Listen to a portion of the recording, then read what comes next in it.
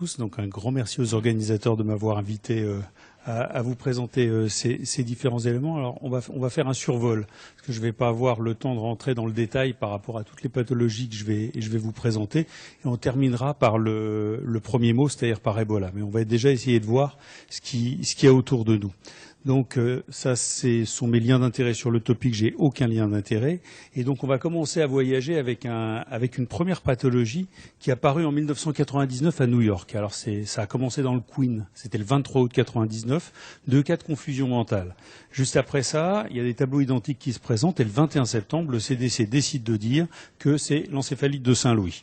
Donc derrière ça, ils nous font ça à l'américaine, grosse campagne d'éradication des moustiques, hein, on recule devant aucun sacrifice, et ils essayent d'éliminer. Le problème, c'est que derrière ça, on se retrouve avec des corbeaux morts. Et ça va pas du tout, les corbeaux morts. Donc corbeaux morts dans le zoo du Bronx, il y en avait 4000, et des décès d'oiseaux exotiques. Et ça colle pas non plus avec l'encéphalite de Saint-Louis. En fait, ils se mettent d'accord, à un jour d'intervalle, le CDC, l'armée, et effectivement, on est capable de dire que c'est pas l'encéphalite de Saint-Louis, mais que c'est bien le virus de West Nile qui est responsable de ça. Alors ça, c'était en 99, et le bilan en 99, c'est 62 cas humains, 7 décès, des dizaines de chevaux, et pas mal de moustiques et de corbeaux morts. Donc, quand on regarde d'où ça vient le West Nile, alors en fait, ça a commencé en 1937. C'était en Ouganda, dans le district de West Nile. Et puis derrière ça, il y a eu toute une série d'épidémies qui sont survenues avec un gros changement au niveau de la symptomatologie sur l'épidémie qui est survenue en Roumanie, où on a eu une augmentation très importante du nombre de formes neurologiques. Puis derrière ça, on voit que ça apparaît sur le continent nord-américain en 99, et de manière extrêmement intéressante, vous avez donc de la gauche vers la droite et du haut vers le bas l'évolution du nombre de cas sur le continent nord-américain. Vous voyez que maintenant, le West Nile est parfaitement implanté au niveau nord-américain. Et grosso modo, entre 2005 et 2013, on a environ 2800 à 2500 cas par an. Donc ça, c'est vraiment une émergence qui est parfaitement réussie. Le virus a réussi son coup.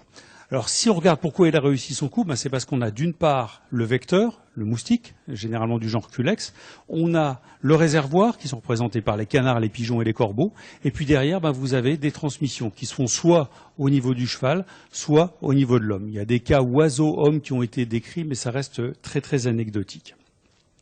Alors en France, est-ce qu'on a du West Nile? Oui, on a du West Nile.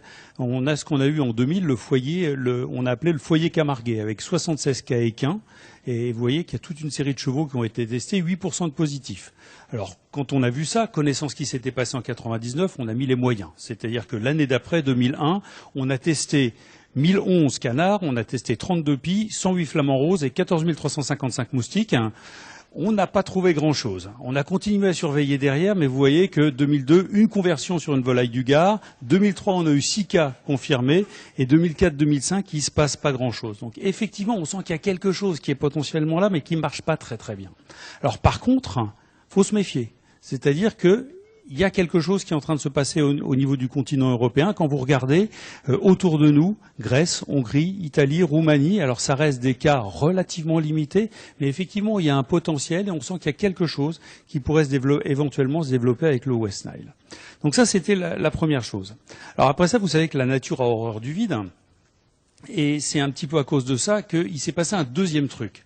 Là, on est en Afrique centrale, Afrique de l'Ouest, en 70, et on se retrouve avec une pathologie qui est celle-là. Alors ça vous fait penser tout de suite à la variole. Donc effectivement, on n'est pas loin de la variole. Qu'est-ce que c'est? Ça, c'est juste le monkeypox, c'est la variole du singe. Alors pourquoi est-ce qu'on est arrivé à la variole du singe? Parce qu'en 83, vous avez eu la fin du programme de vaccination antivariolique avec une niche écologique qui était vacante. Et il s'est passé deux choses. Un premier groupe de cas, 338 cas en 80-86, c'est ce qu'on appelait le réseau congolais, avec très peu de transmission interhumaine. Et puis il s'est passé quelque chose. En 96, au Congo, une grosse transmission interhumaine, avec une courbe épidémiologique qui avait cette tête-là. Vous avez en grisé les cas secondaires. Alors ça, c'était pas grave, ça c'était en Afrique. Par contre, c'est devenu un problème majeur quand c'est arrivé aux États-Unis. Donc là, aux États-Unis, en 2003, on s'est retrouvé avec 72 cas suspects et 37 cas confirmés. On ne comprenait pas d'où ça venait, cette affaire-là. Et effectivement, derrière, on s'est intéressé au réservoir. Alors le réservoir, c'est quoi? C'est essentiellement l'écureuil, c'est le machin en bas à droite. Et puis, il y a toutes les bestioles que vous voyez là, qui peuvent être des réservoirs du monkeypox. Et en fait, on a pu retracer par une enquête relativement précise que la contamination, elle était rentrée le 9 avril 2003 aux États-Unis par une importation de 800 mammifères qui venaient du Ghana. Et en fait, ils sont rentrés, ils ont été apportés de manière pas totalement légale jusque dans le Texas. Ils sont allés chez un vendeur d'animaux pas forcément totalement clair au niveau de l'Iowa, qui a tout mélangé avec les chiens de prairie, et les chiens de prairie, ils ont été vendus à des petits camarades, et derrière, on s'est retrouvé avec nos 72 cas et notre épidémie. Alors ça donne des lésions comme ça. Bon, ça c'est a priori éteint, c'est-à-dire que depuis 2003, on n'a pas eu de nouveaux soucis avec le monkeypox. Alors après ça, il y a un groupe de 2 virus qui vont tous les deux ensemble et qui potentiellement peuvent nous poser des gros soucis, même chez nous. Alors le premier, c'est le chikungunya. Chikungunya, on l'a vu arriver en 52, on en a parlé beaucoup en 2005, mais ça je vais y revenir. Et ça, c'est l'ensemble des territoires où a été décrit une transmission du chikungunya, une transmission autochtone. C'est en vert foncé et vous voyez arriver la France. Et ça, j'y reviendrai à la fin. Alors le tableau, c'est des arthralgies, avec des tableaux qui peuvent être associés à une forte fièvre, des éruptions. On a des formes neurologiques dans à peu près 1,7 cas sur 1000 et beaucoup d'infections asymptomatiques. Vous avez 2 cycles, un cycle sylvatique et un cycle urbain. Le cycle sylvatique qui touche les chimpanzés, les singes et les babouins et un cycle urbain avec une transmission qui est assurée par différents types d'Aedes. Vous voyez que sur le cycle sylvatique, c'est essentiellement Africanus, alors que sur le cycle urbain, c'est Albopictus aegypti. Ça, c'est ce qui s'est passé en 2005 à La Réunion, avec une première vague très très importante et une seconde vague, et puis derrière, une prise en charge qui a été relativement complexe parce que vous avez une intrication très importante, en particulier avec les pathologies rhumatologiques. Ça, c'est une recommandation qui est sortie cette année, qui part de l'infection à chikungunya et qui vous montre le croisement qu'il peut y avoir avec les infections inflammatoires chroniques. Le deuxième virus, que je mets à peu près dans le même sac, vous allez voir pourquoi, c'est à cause du vecteur, c'est la dengue. Si vous regardez la dengue, vous avez exactement la même dichotomie, un cycle sylvatique et un cycle épidémique humain, avec des vecteurs qui sont tout à fait équivalents, Aegypti et Albopictus. Si vous regardez les zones de transmission de la dengue, on est quasiment sur un copier-coller de ce que je vous ai montré tout à l'heure au niveau du chikungunya. Et si vous regardez ce qui se passe, là, cette fois-ci, près de chez nous, vous voyez qu'on est tout près d'une transmission de la dengue. C'est-à-dire qu'on en retrouve un gros paquet en Italie, on en retrouve en Grèce et on en retrouve même dans le sud de la France. Et si vous regardez les différents tableaux qu'on peut rencontrer dans la dengue symptomatique, vous avez une dengue avec ou sans hémorragie et une dengue hémorragique avec ou sans choc. Donc c'est des patients qui peuvent arriver chez vous dans des services de réanimation. Si on regarde l'incidence de la dengue dans le temps, vous voyez que dans les 50 dernières années, sur les données OMS, vous avez une augmentation très très importante, avec 500 000 cas de dengue hémorragique de manière annuelle et 22 000 décès. Donc c'est vraiment quelque chose auquel il faut commencer à penser. Si vous faites le bilan de l'année 2014, ce qui est intéressant, c'est les 2 dernières lignes. Il y a eu 4 cas autochtones de dengue dans la région PACA et 7 cas autochtones de chikungunya dans la région de Montpellier. Donc là, c'est vraiment des choses qui, autrefois, étaient exotiques, mais qu'il faut prendre en compte, je pense, aujourd'hui, en fonction de la localisation où vous exercez. Alors, Charles-Édouard en a un tout petit peu parlé. Il a parlé de la grippe, mais c'est vrai que la grippe, ça fait partie de ces pathologies virales qui sont particulièrement intéressantes. Donc ça, c'est une photo que tout le monde connaît qui date de la grippe espagnole de 1918, qui a touché la France 2 fois. Alors, il y a 2 choses sur lesquelles je voudrais insister pour la grippe. Et qui est un petit peu une anticipation de mes 2 dernières diapositives, c'est-à-dire que la grippe, la chose importante à retenir, c'est que de toute façon, on va y être confronté. L'important, c'est de savoir quand, et ça, on n'en sait fichtrement rien. Il y a quelque chose d'extrêmement cyclique dans la grippe, et le tout n'est pas de savoir si on va y être confronté, mais quand on va y être confronté. Alors, il y a quand même des choses assez troublantes. Si vous regardez l'épidémie de 77 de H1N1, vous faites un saut de 59 ans en arrière, vous tombez sur la grippe espagnole de 1918. Si vous regardez la H3N2 de 68, vous faites un saut de 68 ans en arrière, vous êtes sur la H3N2 de 1900. Si vous regardez 57, la H2N2, vous faites 59 ans en arrière, vous êtes sur la H2N2 de 1889. Donc, ça revient. C'est inexorable, il faut vous y préparer. Et donc derrière, ça pose tout le problème de la préparation et de la réponse à ce type de choses-là. La dernière, qui nous est arrivé, c'est effectivement la grippe qui résultait d'une combinaison de 4 déterminants, 2 d'origine porcine, un aviaire et un d'origine humaine, et qui nous a donné la grippe H1N1, avec un nombre de cas qui est difficilement évaluable, mais en tout cas une mortalité qui était assez modérée, 0,15 à 0,25%, et puis un spectre de gravité qui a été enrichi, c'est-à-dire qu'on a vu apparaître la notion d'obésité, on a vu apparaître les conditions métaboliques, on a vu apparaître aussi un shift au niveau de l'âge. Encore une fois, pour des raisons d'exposition antérieure. Si on est sur H5N1, je serais un tout petit peu moins optimiste que Charles-Édouard. Parce que quand on regarde H5N1, effectivement, 600 cas, je suis tout à fait d'accord avec toi, ça donne des pathologies sévères uniquement à cause des caractéristiques d'adhésion du virus, qui va plutôt au niveau des alpha-2,6 qui sont d'origine aviaire au niveau du poumon profond. Par contre, il s'est passé quelque chose. Si vous regardez ce qui s'est passé en 2008, alors on voit rien sur ce tableau, c'est pour ça que je l'ai changé, mais en fait, il faut regarder juste la ligne Égypte que vous voyez là. Vous voyez que partout, c'est quasiment que des trucs à un chiffre. Par contre, en Égypte, il y a eu une modification du virus avec l'émergence d'un sous-type avec une affinité augmentée pour les récepteurs humains. Et regardez derrière, vous avez le nombre de cas sur 2008, 2009, 2010, 2011 et la mortalité. Et ce qui est très très intéressant à regarder, c'est derrière la courbe épidémique, l'Égypte, c'est en jaune. Regardez ce qui est en train de se passer avec le nombre de cas en Égypte. Et vous voyez que le déterminant qui est en train de sortir, c'est effectivement celui qui a une affinité qui est un petit peu augmentée. Donc méfiez-vous de cette souche. C'est potentiellement une souche qui a de l'avenir. Alors ça, c'est le H5N1, exactement la même carte que Charles-Édouard. Effectivement, il y en a un petit peu partout. C'est pas dramatique, mais restons quand même éveillés. Alors après ça, il y en a des tas d'autres. Il y a H3N3, H2N2 qu'on retrouve à New York, en Virginie. Le H7N9, on en a déjà parlé. Effectivement, il n'a pas encore une transmission interhumaine qui est très très bonne. Alors on va terminer avec deux choses. Effectivement, les coronavirus. Alors je reviendrai très rapidement sur le SARS. Le SARS, c'était en 2002-2003, 8000 cas, 11% de décès. Le MERS, c'était en 2012-2013, avec quelque chose qui est encore dynamique. Ça, faut pas le perdre de vue. Si vous regardez la courbe au niveau du MERS, c'est quelque chose qui est toujours en translation.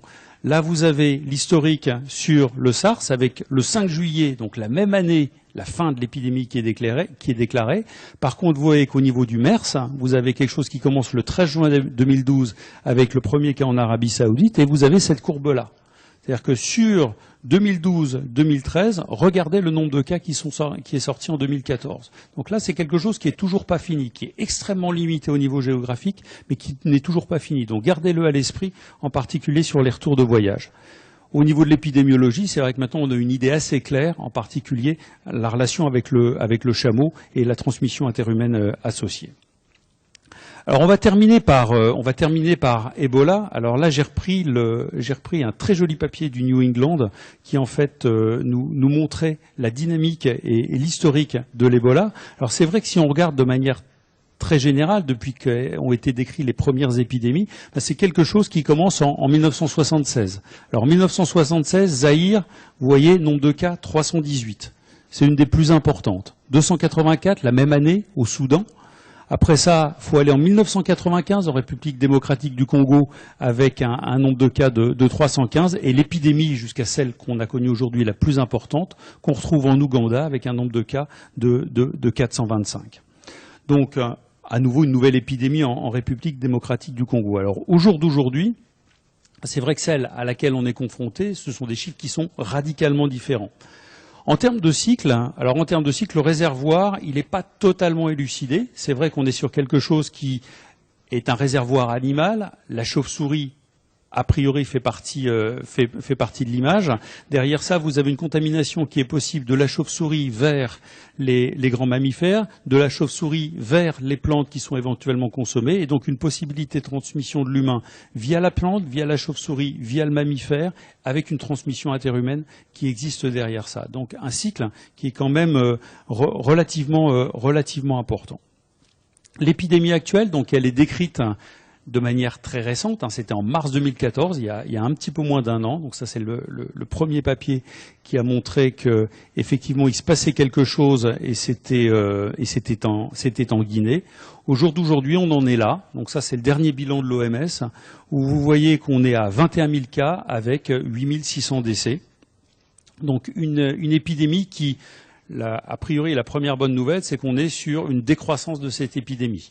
Actuellement, la Guinée a présenté ses chiffres les plus bas de nombre de cas depuis le 3 août 2014. Ça fait 15 jours qu'on n'a pas eu de cas confirmés au Libéria, avec un déclin en Sierra Leone, qui était le pays qui nous posait le plus de problèmes. Si vous regardez un élément qui est fondamental, qui est le monitorage des contacts, on est actuellement entre 89 et 99% de monitorage des contacts, et les cas qui apparaissent dans ces trois pays sont pour plus de 50% liés au monitorage de ces contacts. Donc ça, c'est extrêmement rassurant.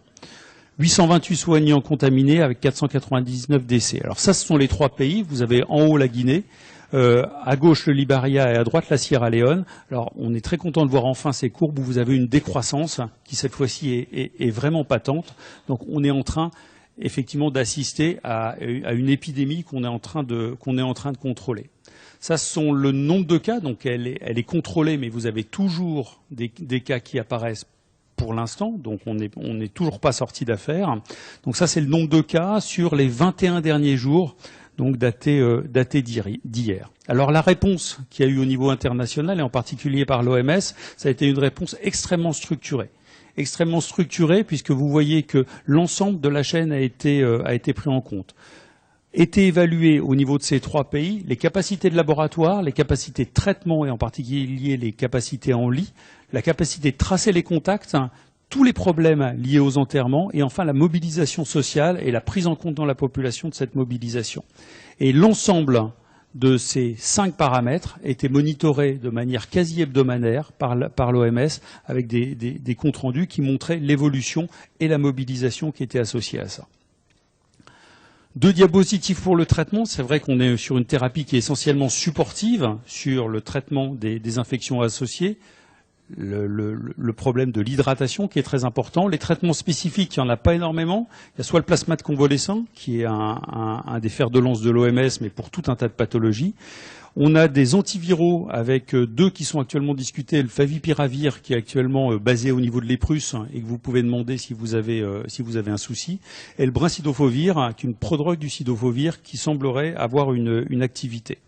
Vous avez 2 vaccins qui sont plus ou moins avancés, en particulier sur une phase 1-2, une phase 3 qui va bientôt démarrer. Donc le premier qui est un vaccin GSK et le deuxième un vaccin New Link Genetic Merck. Et vous avez 3 autres vaccins qui sont à des stades plus précoces, essentiellement sur des phases 1. Donc le dernier, c'est le ministère de la Santé russe qui a joué avec un vaccin grippal. Le ZMAP, dont on a parlé aussi pas mal, il ne faut pas oublier qu'avec le ZMAP, on a des données qui sont des données animales, qui ont été obtenues chez le chimpanzé, avec certes des données qui sont très impressionnantes, mais il ne faut pas oublier que si vous regardez, si vous analysez la littérature, et en particulier de réanimation, les traitements avec le plus d'efficacité dans les modèles animaux, il y en a à peu près 10% qui arrivent chez le bonhomme et qui servent à quelque chose. Donc il faut prendre un petit peu de recul par rapport à ces données, même si effectivement ça a été analysé. Alors mes 4 dernières diapositives, c'est juste pour vous mettre tout ça en perspective. C'est-à-dire qu'effectivement, vous voyez qu'il y a tout un tas de virus, il y en a qui sont sur notre continent, il y en a qui sont sur des continents adjacents. C'est quelque chose qu'on doit avoir à l'esprit tout le temps. Alors le nombre de nouveaux virus, effectivement, ça a fait un bond. Charles-Édouard en a parlé. La biologie moléculaire, ça nous a permis d'identifier ces épidémies. Mais ces épidémies, elles sont là, elles vont continuer. Vous avez 4 moyens d'avoir une épidémie, parce que vous avez des réservoirs qui sont soit épizootiques d'origine sauvage, liés à des animaux domestiques. Je vous parle même pas des pathogènes résistants aux drogues avec tous les problèmes de tuberculose et MDR et tout ce qui est transmis par les vecteurs. Donc ça sont les 4 grands moyens d'avoir quelque part une émergence. Et vous ajoutez à ça donc le nombre d'épidémies inattendues de ces dernières années. Vous voyez ça, c'est 94-99. On les voit pas venir, mais elles surviennent. Ça, c'est quelque chose qui va pas s'arrêter. Et ça va pas s'arrêter pour ça. C'est-à-dire qu'en 1956, pour aller, ça c'est le réseau d'Air France, et voilà ce que ça donne en 2014. Donc on a 2 millions de voyageurs, vous pouvez extrêmement rapidement faire le tour du monde. Donc ces pathologies-là, même si elles sont en Amérique du Sud, en Amérique du Nord, n'oubliez pas qu'elles peuvent être en 8-10 heures chez nous. Donc gardez-le vraiment à l'esprit. Mes 2 dernières diapositives sont celles-là, c'est-à-dire que quand vous êtes face à une épidémie, vous avez la phase d'alerte, la phase de pandémie et la phase de transition avant de revenir sur une phase interpandémique. Le seul moment où on peut travailler, c'est la première, la phase interpandémique. Tout le reste, vous gérez l'urgence ou vous gérez le rattrapage de ce que vous n'avez pas pu faire avant. Donc, grosso modo, tout ce que vous pouvez faire, tout ce que vous pouvez mettre en place, tout ce que vous pouvez générer en termes de réponses efficaces à ces émergences, c'est maintenant qu'il faut les travailler, maintenant qu'on est à peu près tranquille. Parce qu'après ça, c'est vrai que entre l'émergence, la détection, le contrôle et la dissémination, vous avez une marge de manœuvre qui est extrêmement limitée. Donc, je crois que même si c'est particulièrement difficile de se mettre à travailler sur quelque chose d'hypothétique, c'est le bon moment de le faire. Et faites-le de manière très générique. Il n'y a pas 36 moyens de contamination. Ce qui peut vous arriver de pire, c'est un Ebola de transmission aérienne. Donc, vous mettez dans quelque chose qui est comme ça, et puis vous préparez vos hôpitaux à ça. Il ne peut rien vous arriver de pire. Et derrière, effectivement, vous aurez un plan qui sera fonctionnel. Voilà, je vous remercie.